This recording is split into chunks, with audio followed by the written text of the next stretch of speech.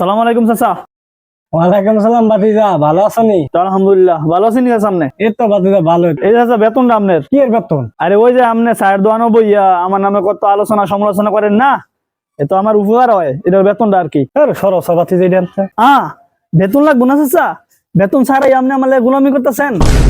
তো আপনি তো অনেক বড় মহৎ লোক চাচা, বেতন ছাড়াই মানুষের লাগে উপকার করেন। শুনেন চাচা, আপনার একটা কথা কই, আপনার বেতন লাগুক আর না লাগুক, বেতন নেন আর না নেন, আমার নামে বেশি বেশি সমালোচনা করেন, বুঝছেন?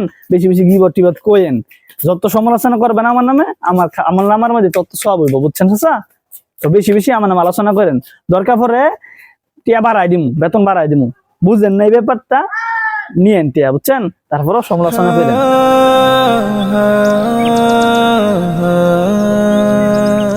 আসসালামু আলাইকুম রহমতুল্লাহ।